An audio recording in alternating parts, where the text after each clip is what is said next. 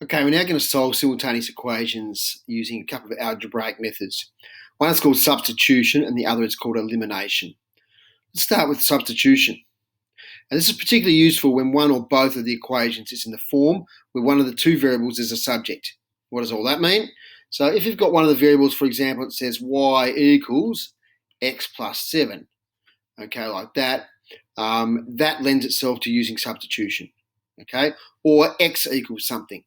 Okay, if you want the variables as out by itself, for want of a better term, that makes it easier to use the substitution method.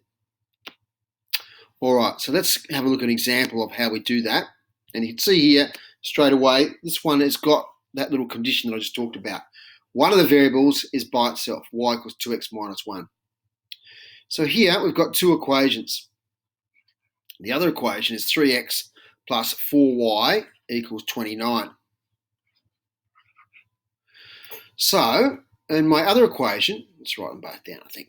Y equals 2x minus 1. I'm going to call this equation 1 and call this equation 2. Now, I'm going to substitute, sub for short, equation 1 into equation 2. So here you'll see I've got a y there, 4y.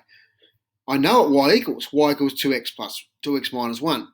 So I'm going to write this equation 2 out again, and where the y is, I'm going to put 2x minus 1.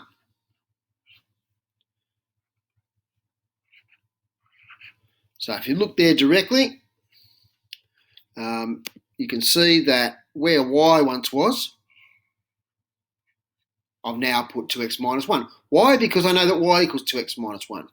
Now, what's the advantage of this? Well, the advantage is I've now got everything in terms of x's. Look, left to right looks a bit complex, but it's only got x's. So let's remove those brackets. So 3x is there, plus 4 times 2x is 8x. 4 times negative 1 is minus 4. Equals 29. Let's gather together the x's. We've got 11 x's minus 4 equals 29, 3x plus 8x.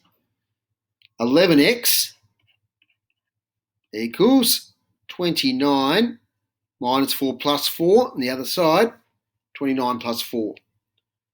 11x equals 33. Divide both sides by 11.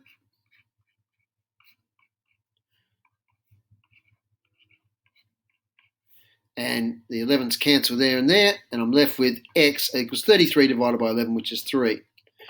Now, that's found x. To find y, I've now got to substitute sub x equals 3. And actually, you can do it into either equation.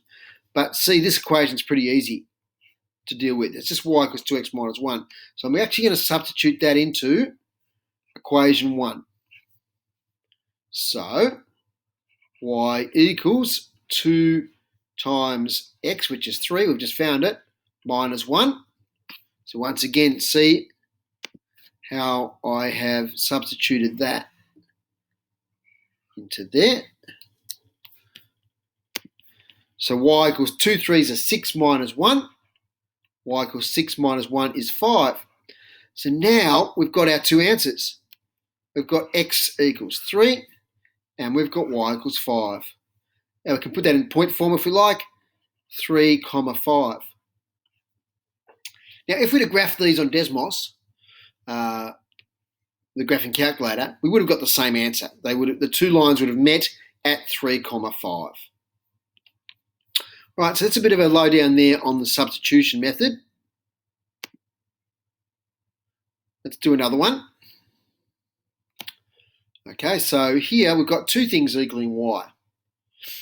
So y equals 5x minus 8. Y equals minus 3x plus 16. Now logic would say that if y equals both of those things, then they actually equal each other. So here we go.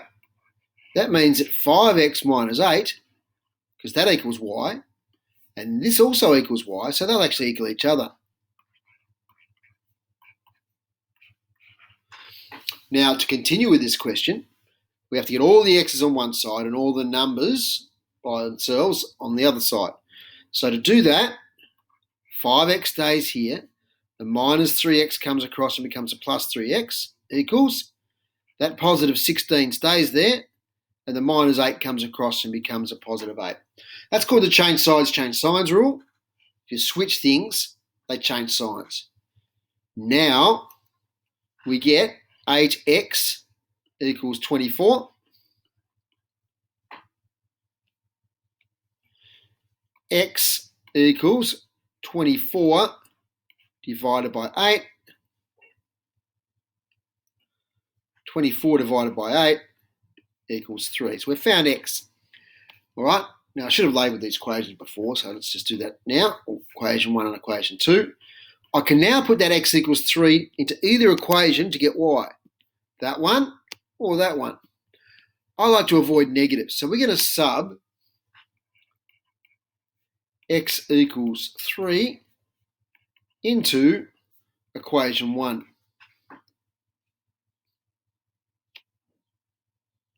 Okay, so if I do that, y, here's equation 1, I'll just write it out again, y equals 5x minus 8.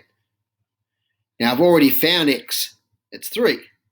So y equals 5 times 3 minus 8. Y equals 15 minus 8, y equals 7. Okay, so there's my answer. X equals 3, y equals 7. We'll put that in point form.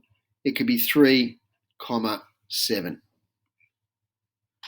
A very good bracket. Let's try that again. It's better. All right, there's an introduction to the substitution method of solving simultaneous equations.